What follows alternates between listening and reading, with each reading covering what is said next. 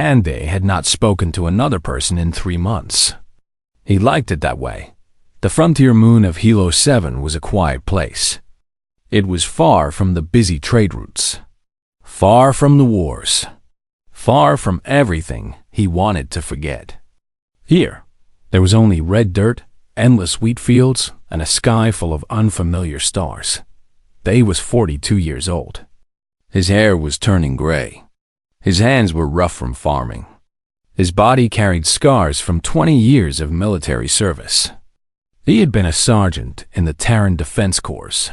He had fought in battles that most people only read about in history books. He had watched good men die.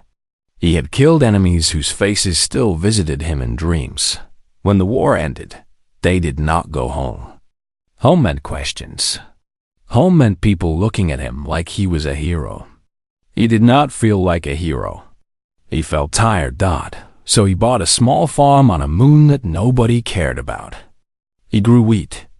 He fixed old machines. He watched the sunset alone every evening. It was a simple life. A quiet life. The kind of life he thought he deserved. That night started like any other.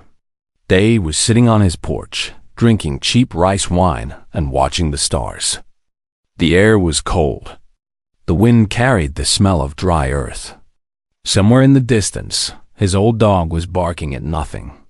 Then he saw it. A streak of fire cut across the dark sky.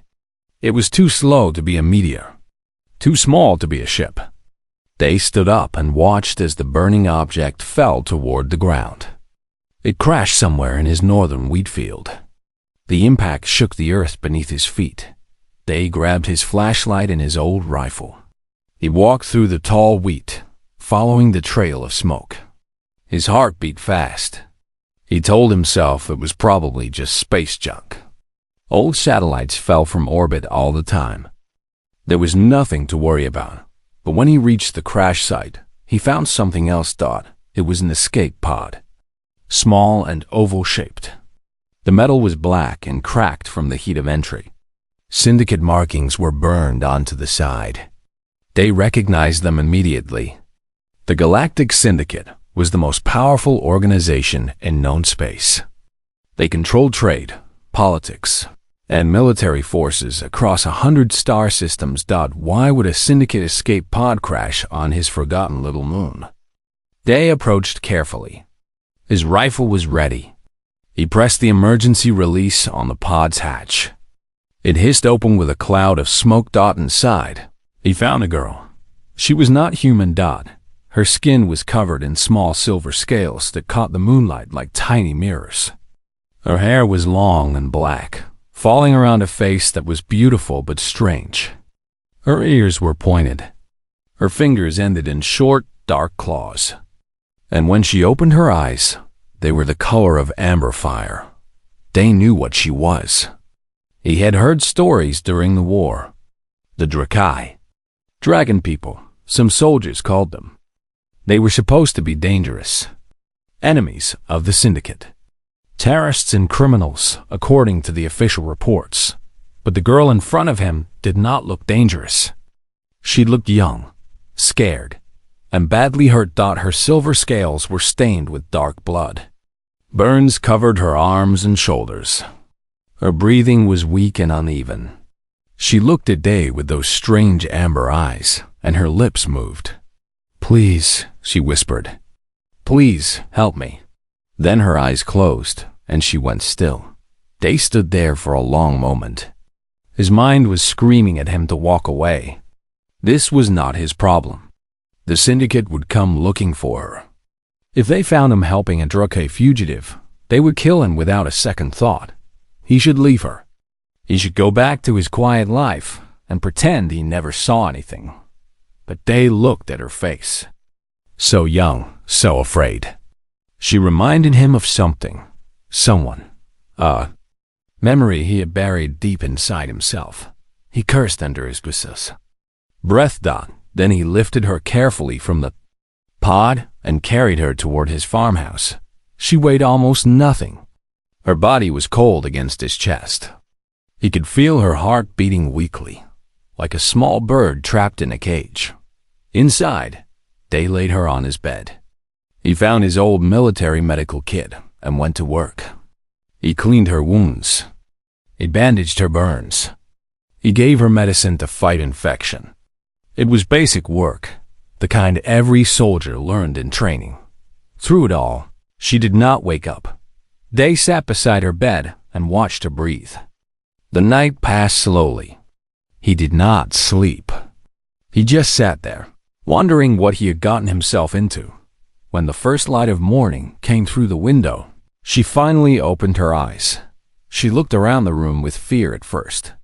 Then her gaze found Day sitting in his chair. She tried to move, but pain made her stop. "Easy," Day said. His voice was rough from not speaking for so long. "You are hurt. Do not move too much." The girl stared at him. Her amber eyes were wide and full of questions. "You are human," she said. Her voice was soft and musical, like wind through bells. "Yes." "Why did you help me?" Day did not have a good answer. He was asking himself the same question. He just shrugged. "You asked," he said simply. The girl continued to stare at him.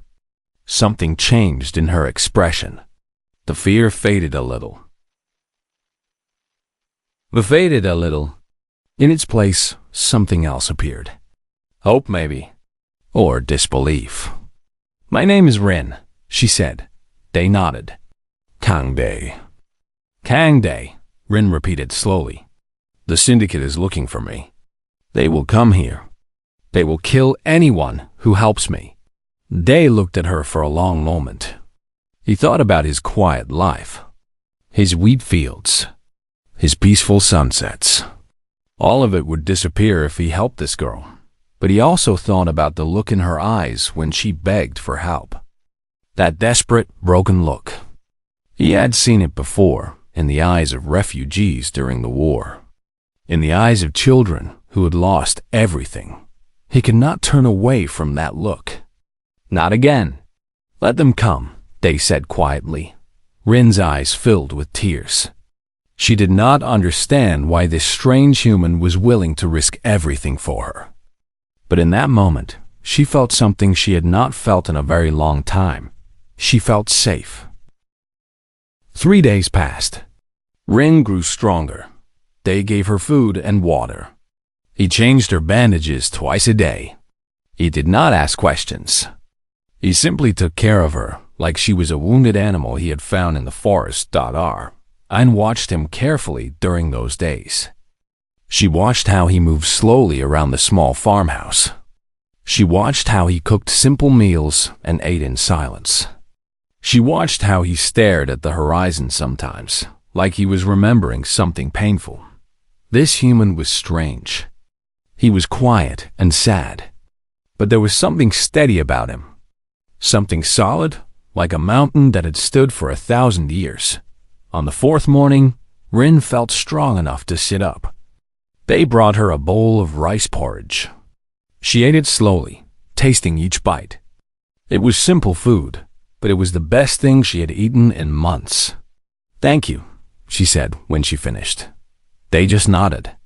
He sat down in his chair by the window and looked outside at the wheat fields. I knew she could not stay silent forever. He deserved to know the truth. He deserved to know what kind of danger he was in. "Do you know what the Drakai are?" she asked. They turned to look at her. "I heard stories during the war. The syndicate said your people were criminals, terrorists. They said you attacked innocent colonies." Rin laughed. It was a bitter, broken sound. "Lies," she said. "All lies." She took a deep breath. The words were hard to say. She had kept this pain inside her for so long. But she forced herself to speak. "My people were peaceful," she began. "We lived on a world called Varese. It was a beautiful planet. Green forests, blue oceans, mountains that touched the clouds. We had lived there for 10,000 years." Her amber eyes grew distant, like she was seeing something far away. The Drakai are different from other species, she continued. We are born with something special inside us. A crystal that grows near our hearts.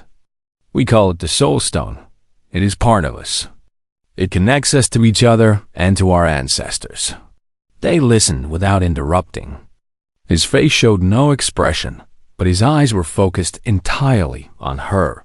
20 years ago, the Syndicate discovered that our Soul Stones could power their most advanced weapons. One small crystal could fuel a warship for 100 years. It was the most valuable resource in the galaxy. Rin's voice began to shake. They wanted our crystals, and there was only one way to take them. They had to kill you, they said quietly. Rin nodded. Tears ran down her silver cheeks. They came to our world with 1,000 ships. They called it a military operation against terrorists. They told the galaxy they were protecting innocent people from dangerous criminals. She closed her eyes. But it was genocide. They killed everyone. Men, women, children, elders. They hunted us across the planet.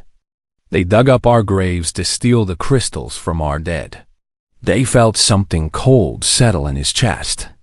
He had fought for the Terran Alliance. He had believed he was protecting humanity from threats. But the Alliance had been allies with the Syndicate. They had traded with them, smiled at them, called them partners. Had they known? Had they closed their eyes to this horror? How did you survive? He asked. My mother hid me, Rin said. She put me in a stasis pod and sent me into space. She told me to find somewhere safe. Somewhere the Syndicate could not reach. Her hands trembled as she spoke. I was 8 years old.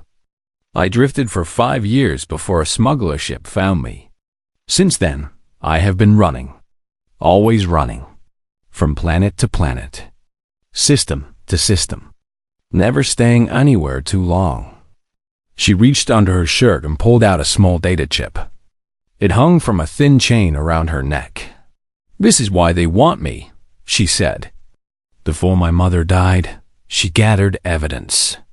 Records of the genocide. Locations of mass graves. Messages from Syndicate officers talking about their plans.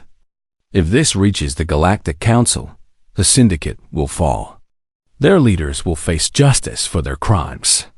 They looked at the tiny chip. Such a small thing. But it contained the truth about millions of deaths. Why has no one helped you?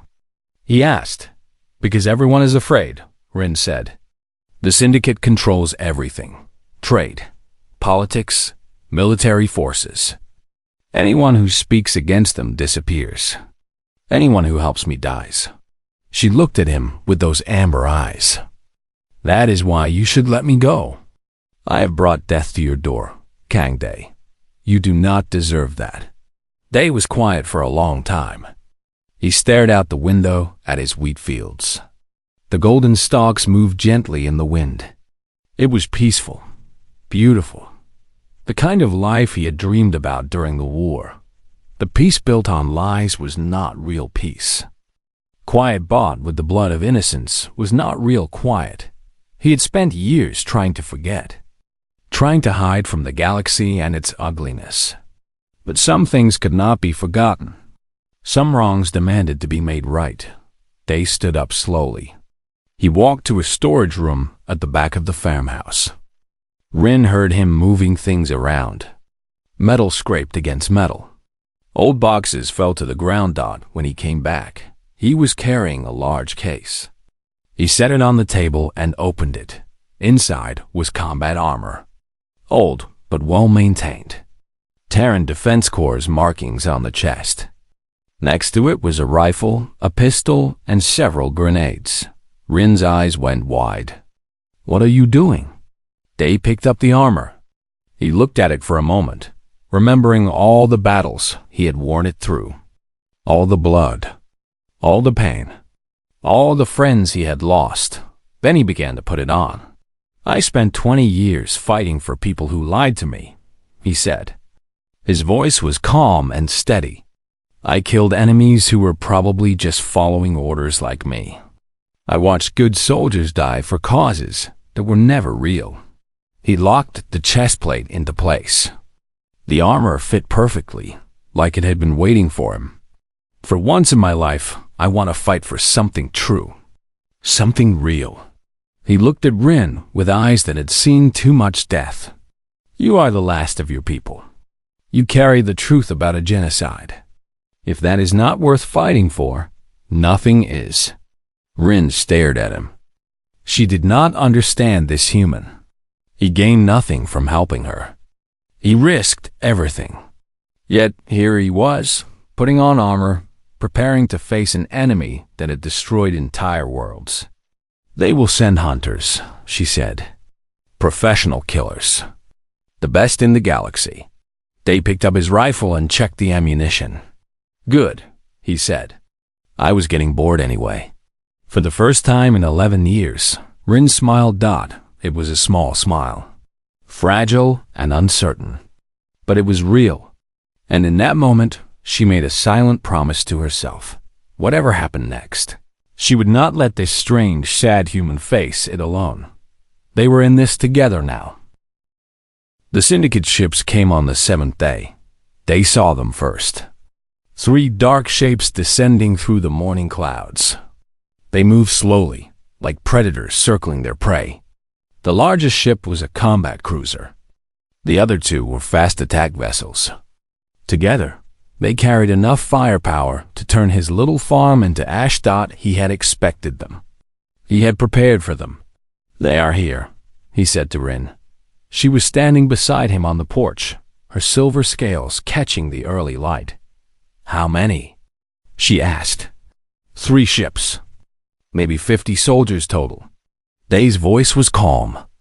We have about 2 hours before they land and organize. Rin looked at him with worried eyes.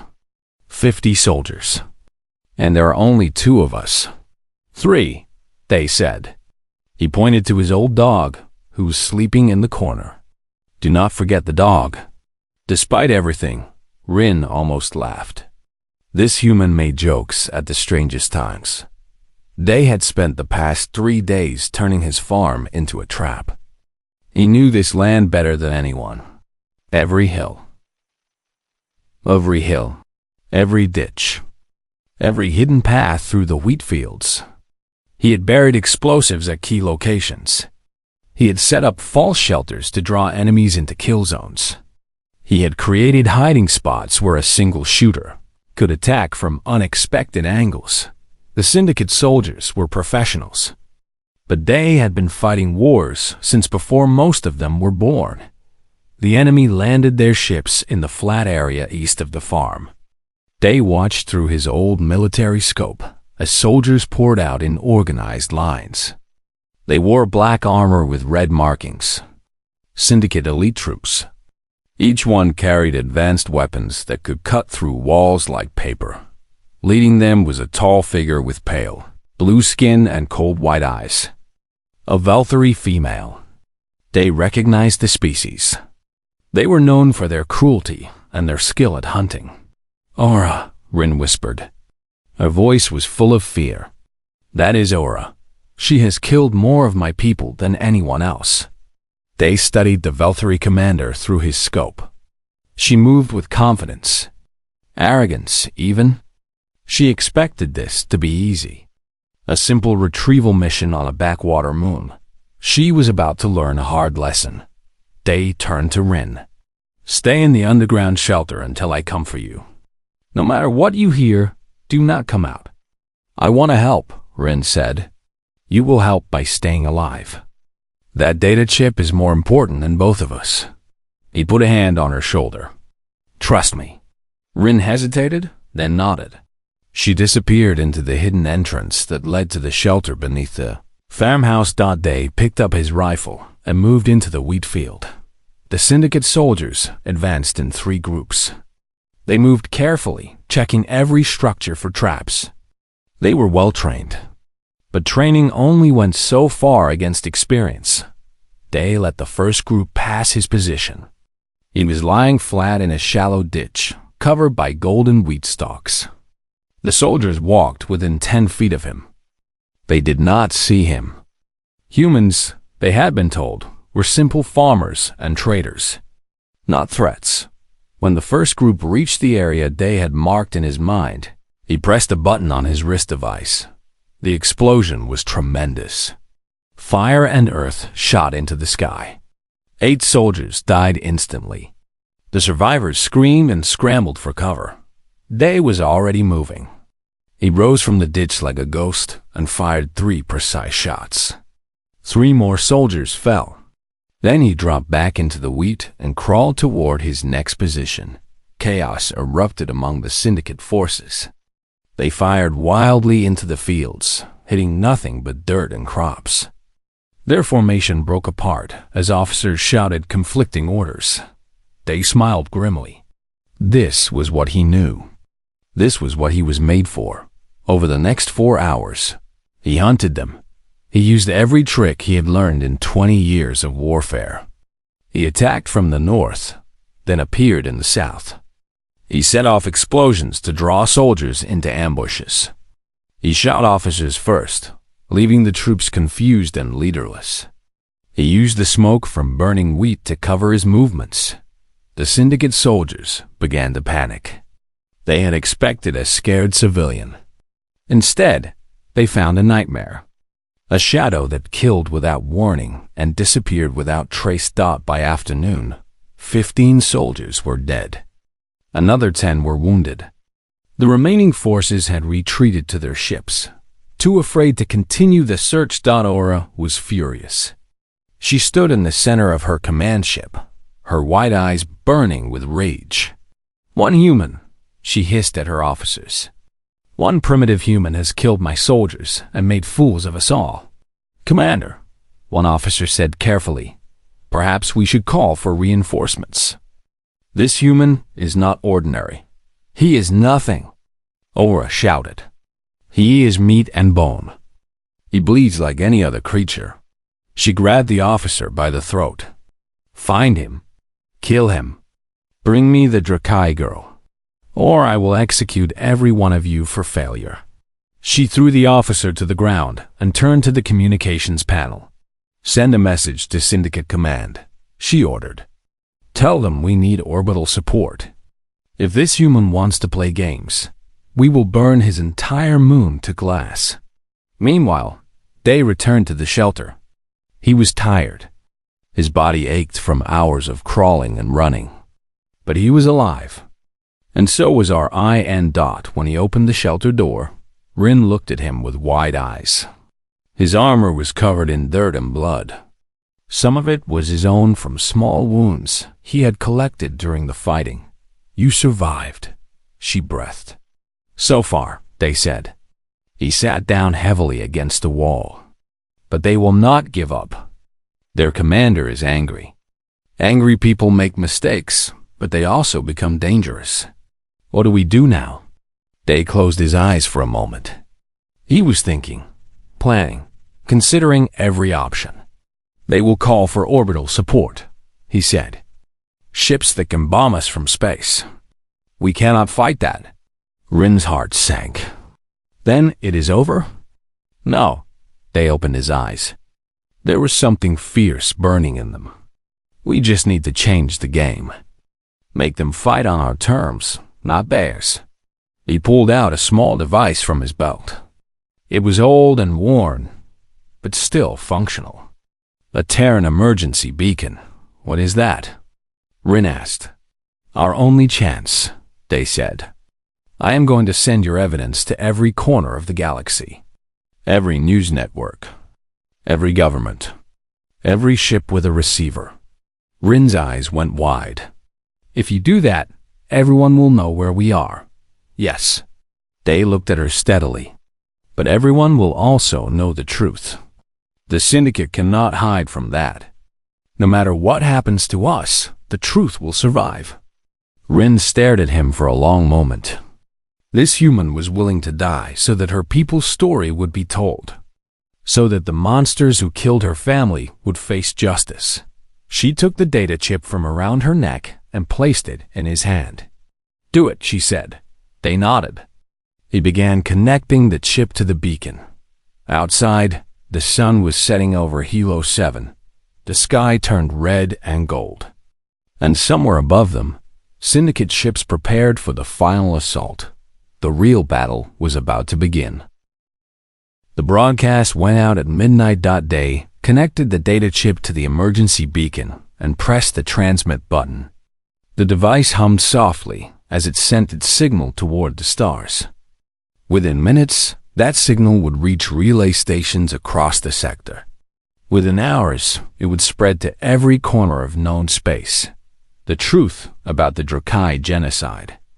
The evidence of syndicate crimes. The locations of mass graves where millions of innocent people lay forgotten. All of it was now flying through the darkness at the speed of light. Rin sat beside Day in the shelter, watching the beacon's lights blink steadily. Her heart was beating fast. For 11 years, she had protected that data chip with her life. Now it was out of her hands. The truth belonged to the galaxy. "It is done," Day said quietly. "Yes." Rin's voice was barely a whisper. No matter what happens now, they cannot hide anymore. Above them, Ura received word of the transmission. She stood on the bridge of her ship, watching the data spread across her screens. News networks were already picking up the story. Government channels were requesting verification. Social feeds were exploding with shock and outrage. For the first time in her career, Ura felt fear. "Commander," one of her officers said nervously, "Syndicate Command is demanding a report. They want to know how this happened." Ura did not respond. She was staring at the screen, watching her world fall apart. The evidence was clear. The testimonies were detailed. The images of mass graves were impossible to deny. Everything the Syndicate had built on lies was crumbling. "Commander?" The officer asked again. Ura turned slowly. Her white eyes were filled with cold fury. "Gather every soldier we have left," she said. "We are going down there. Now." "But Commander, we only have 20 soldiers remaining." "The human? I do not care about the human." Ura screamed. "I want the Drakai girl. Dead or alive. We cannot stop the transmission, but we can silence the witness. Without her, they have no face for their story. No survivor to speak to the councils." She grabbed her personal weapon from its stand. It was a long blade made of black metal. She had used it to kill dozens of Drakai with her own hands.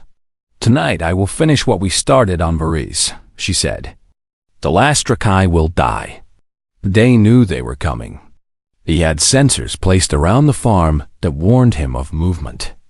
30 minutes after the broadcast, his device beeped urgently. "They are coming," he told Rin. "All of them this time." Rin stood up. Her wounds had healed enough for her to move. "Then I will fight beside you." "No, you need to leave." They walked to the back of the shelter and opened a hidden panel. Behind it was a small emergency shuttle. It was old and ugly, but it could fly. "This will take you to the nearest human colony," they said. "You will be safe there. Humans protect their own, and after tonight, you are one of us." Rin shook her head. "I will not run anymore. I am tired of running. This is not running. This is surviving." Day took her hands in his. They were rough and scarred, but gentle. "The truth is out there now. But truths need voices. Stories need survivors to tell them. If you die here, the Syndicate wins. They can call the evidence fake. They can say you never existed." "And what about you?" Rin asked. Her amber eyes were filled with tears. They smiled. It was a sad smile, but also peaceful. "I have been looking for something worth dying for," he said. "Something that would make all those years of fighting mean something. This is it, protecting you. Protecting the truth. This is what I was meant to do." Rin wanted to argue. She wanted to refuse. But she saw the certainty in his eyes. This was not a man giving up. This was a man finally finding his purpose. "I will not forget you," she said. "I will tell everyone about the human who saved me. About Kang Day, the soldier who stood alone against an army." Day nodded. "Good, now go." He helped her into the shuttle and showed her how to use the simple controls. The engines hummed to life. The shelter doors opened above them, revealing the night sky full of stars. Rin looked at him one last time. "Thank you for everything." "Live well," Day said. "Be happy. That is all the thanks I need." The shuttle rose into the air and shot toward the darkness. They watched it go until it was just a small light among the stars. Then he turned and walked out onto the field. Aura's forces were approaching from the east. He could see their lights moving through the wheat. 20 soldiers, heavily armed. And at their head, a pale figure with a black blade. They checked his rifle. He had 3 full magazines. 6 grenades. His pistol is a backup. It was not enough to win, but it was enough to make them pay. He took his position behind a stone wall he had reinforced days ago. From here, he could see the entire approach. He would make them fight for every inch of ground. The first soldiers appeared in the moonlight. They took careful aim and fired. 1 down. The battle began. For the next hour, they fought like a demon. He shot soldiers as they advanced. He threw grenades into their formations. He moved from position to position, always staying 1 step ahead. But they kept coming. And he was only 1 man. A shot caught him in the shoulder. He grunted in pain but kept fighting. Another shot hit his leg. He fell to 1 knee but continued to fire. His ammunition ran out. He drew his pistol. When that was empty, he drew his knife. Aura found him standing alone in the middle of a burning field. Bodies of her soldiers lay around him. His armor was cracked. Blood ran from a dozen wounds. But he was still standing, still holding his knife, still ready to fight. Aura walked toward him slowly. Her black blade gleamed in the firelight. "Impressive," she admitted. "For a human, you have been quite troublesome." They said nothing. He was too tired for words, but it ends here. Aura raised her blade. "The girl has escaped, but she will not get far. After I kill you, I will hunt her down. There is nowhere in this galaxy she can hide from me." Day looked at her with eyes that held no fear. "You are wrong," he said. He heard it before she did. A sound in the sky. Growing louder. Closer. Ships. Dozens of them. Then hundreds. Aura looked up. Her white eyes went wide with shock. The sky was filled with vessels. Cargo ships. Mining haulers. Transport freighters. Fishing boats with weapons welded to their hulls. Old military cruisers that should have been retired decades ago. Human ships. Hundreds of human ships. And they were all heading straight for Hilo 7. Day smiled through his blood and pain. "You made a mistake," he said to Aura. "You hurt one of ours. And humans never forget." He fell to his knees, too weak to stand anymore. But he was still smiling. Help had arrived. Aura stood frozen in the burning field. Her white eyes reflected the lights of hundreds of ships descending through the night sky. She had seen human fleets before. Organized military vessels with proper formations and official markings. This was different. This was chaos. This was madness. Cargo ships flew beside fishing boats. Mining haulers formed lines with passenger transports. Retired veterans piloted ancient cruisers that should have been scrap metal years ago. There were no formations. No military discipline. Just an endless wave of vessels, all heading toward one small moon. "Commander," her officer's voice came through her communicator. "We are detecting over 400 ships. More are arriving every minute. How is this possible?" Aura demanded. "The broadcast," the officer said. His voice was shaking. It has spread across human space. People are calling this the Drukhar Massacre. They are calling us monsters. And they are calling that human farmer a hero. Aura looked down at Day. He was on his knees, barely conscious. Blood soaked his armor. His body was broken.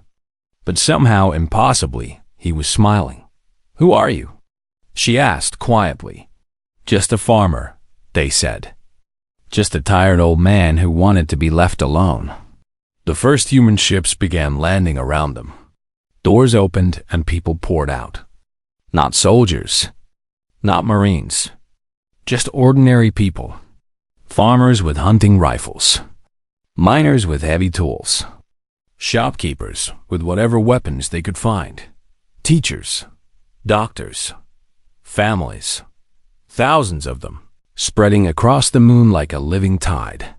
One old man stepped forward from the crowd.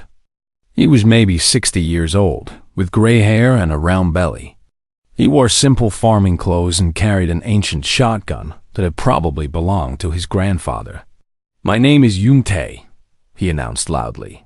"Retired rice farmer from colony Nova Sheju. I am here because a man I never met asked for help." He looked around at the other humans gathering behind him. "We all are." A woman stepped up beside him. "I am Back Hannah, teacher. I brought my students' parents. 47 of them." A young man raised his hand. "Quan Jun, cargo pilot. I heard the broadcast and changed course. Brought everything I had." More voices joined in. Hundreds of names. Thousands of stories. People who had dropped everything when they heard that a human was fighting alone against an army. People who had flown across space to stand beside a stranger. Aura looked at her remaining soldiers. They were backing away slowly. Their weapons hung loose in their hands. They were elite troops, trained to fight wars. But they had never faced anything like this. This was not an army. This was something else. Something terrifying. "Commander," one of her officers said, "we should retreat. There are too many." "They are civilians," Aura said. "Untrained, unorganized. We can—" "Look at their eyes," the officer interrupted. His voice was barely a whisper. "They are not afraid of us. They are not afraid of dying. They came here knowing they might not go home." He swallowed hard. "We cannot fight that. No one can fight that." Aura gripped her black blade tightly. She had never retreated in her life. She had never shown weakness to any enemy. But when she looked at the crowd of humans surrounding her, she saw something that chilled her blood. They were looking at her like she was prey. The old farmer, Yunte, stepped closer. "You have two choices," he said calmly. "You can drop your weapons and surrender, or you can fight us all." He smiled without warmth. "We are not soldiers. We do not follow rules. We do not take prisoners. We just protect our own." Behind him, the crowd of humans spread out slowly. They were not organized. They were not disciplined. But there were thousands of them. And every single one was willing to die. Aura understood then. She understood why the galaxy feared humans. Not because they were strong. Not because they were smart. But because they were insane. They would burn themselves to ashes just to keep one of their own safe. Her blade fell from her hand. "We surrender," she said quietly. The humans did not cheer. They did not celebrate. They simply moved forward, taking weapons from Syndicate soldiers, securing the area, treating the wounded. A group of them rushed to Day's side. They lifted him carefully and carried him toward a medical ship that had just landed. Rin was already there. She had turned her shuttle around the moment she saw the human ships arriving. Now she ran across the field, tears streaming down her silver face. "Day!" she called out. Kang Day. He was lying on a stretcher, surrounded by doctors. His eyes were barely open. But when he heard her voice, he smiled. "You came back," he said weakly. "You stupid human. Rin was laughing and crying at the same time. You told me to run. Since when do you listen to me? Rin took his hand. His fingers were cold, but she held them tightly. You saved my people, she said. You saved the truth. No. They shook his head slowly. They saved us. He looked at the crowds of humans filling the moonlit fields. I just held the line until they got here. Yunte approached them. He looked at Rin with kind eyes. So you are the dragon girl everyone is talking about, he said. I am Rin, the last of the Drakai.